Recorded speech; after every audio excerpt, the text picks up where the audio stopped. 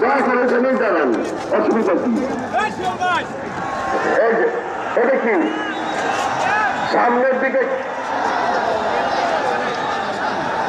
আপনাদের এত বলার পরে যে এই কাজটি করছেন সঠিক করছেন না,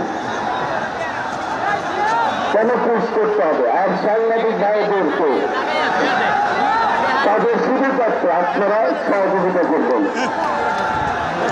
আজকে সারা বাংলাদেশের মানুষ যারা এই সমাবেশে উপস্থিত হতে পারে নাই, তারা ঘরে বসে কিন্তু আপনাদেরকে দেখছে, তারা দেখতেছে। কাজেই অনেকে আশ্চর্য করতেছে যে এত বড় সমাবেশ আমি যেতে পারলাম না, এরকম আশ্চর্য কিন্তু অনেকেরই থাকবে। কাজেই এই সমাবেশটি শৃঙ্খলা রাখার দায়িত্ব কিন্তু সবার। নাকি আমরা কি শৃঙ্খলা রাখবো ঠিকভাবে? তাইরা হাত তোলেন, রাখবো। ধন্যবাদ।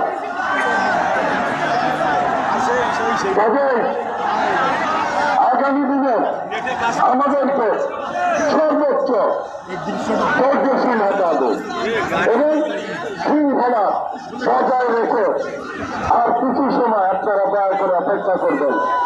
অল্প কিছুক্ষণের মধ্যেই আমাদের ভারপ্রাপ্ত চেয়ারম্যান দেশনায়ক তারেক রহমান এই মঞ্চে উপস্থিত হবেন। দয়া করে দান চাইবেন, যারা আসতেছে দাঁড়িয়ে আছেন, দয়া করে গাড়ি আসার জন্য আপনারা রাস্তাটি তৈরি করে দিবেন, কারণ